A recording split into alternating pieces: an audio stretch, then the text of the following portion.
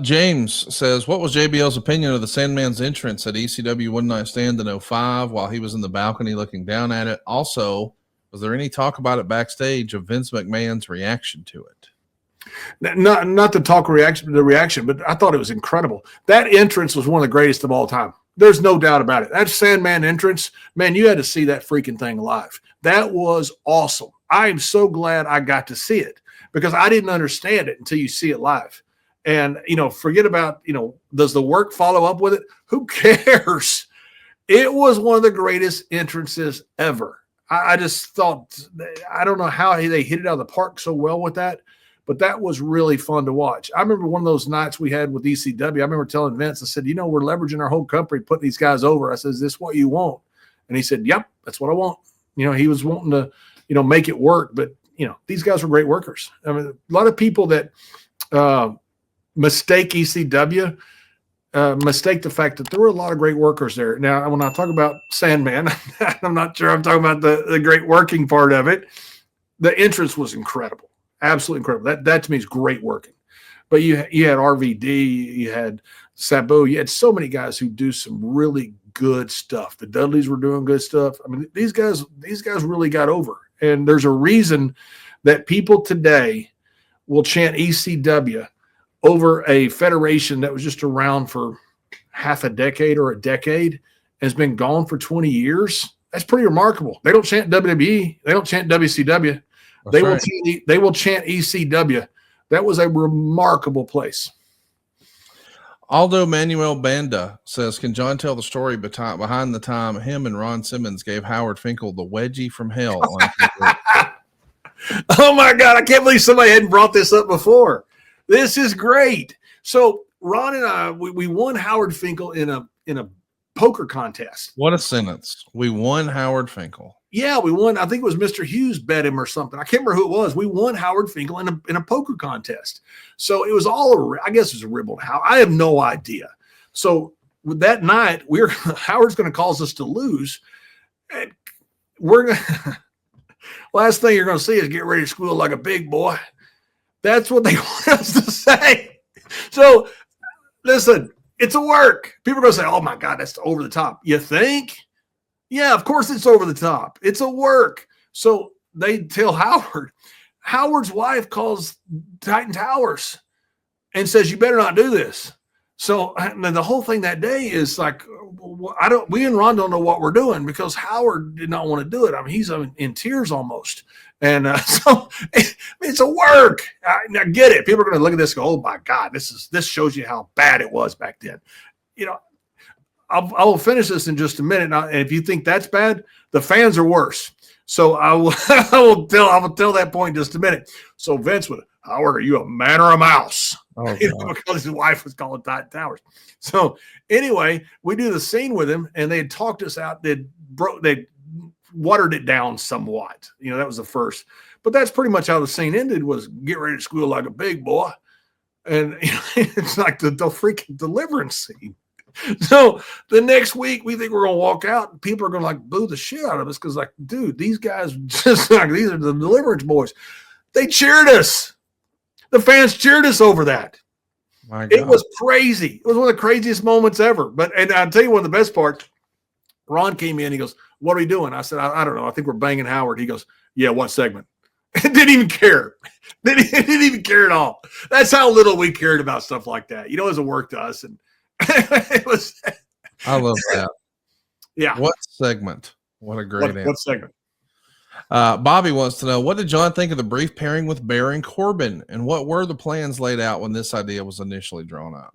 No plans were laid out. They called me when I were in Oklahoma, and they said, would you come cut a promo in Oklahoma? I'd fly myself in for that. I'd do it right now. I'd cut a promo in Oklahoma. I've been doing that my whole freaking life. So half my relatives are up there, but we need a wall in this country, not between Texas and Mexico, between Texas and Oklahoma, keep them damn Okies out of the promised land. So, but in their defense, they have, shiny meth labs and nice bingo parlors up in Oklahoma.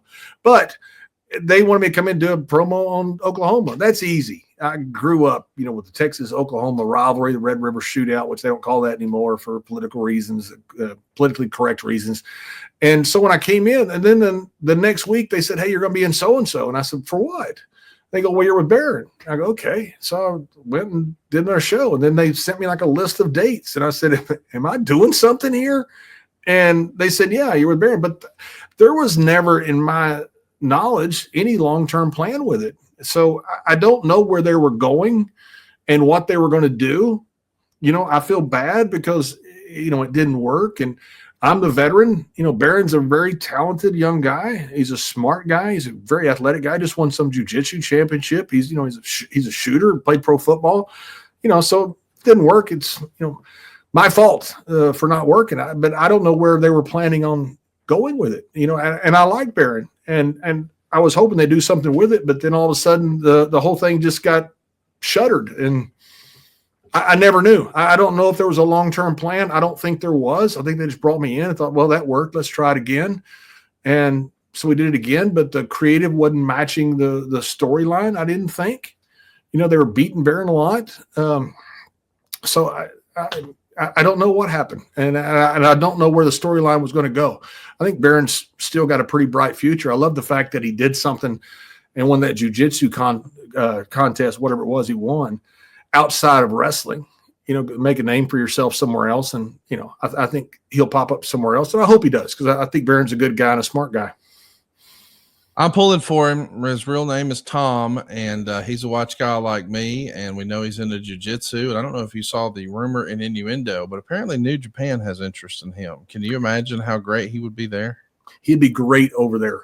The shooter boys do so well over there. And, if he just meshed that style into a little bit of it, I think Baron would do great over there. Plus, he's a big guy.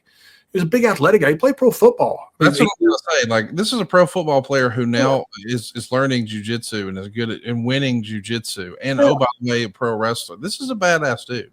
Absolutely. He's a Golden Glove champion boxer. Wow. Baron's a legit dude. I liked being with Baron. I thought Baron, he's a big, tall guy like me, so it's easy to manage a guy like that. I thought Baron has a terrific – he's had a great past. I think he's got a great future ahead of him. And I certainly hope he does, because he's one of the good guys, and I'm rooting for him. Is it bad that the thing I remember most about you managing Baron is that you borrowed Michael Hayes' pants that day? Yeah. I don't know what happened. The pants, I don't know. I think they looked worse than they were. But then after I wore them, I thought, shit, I got to wear them now because everybody's making fun of them.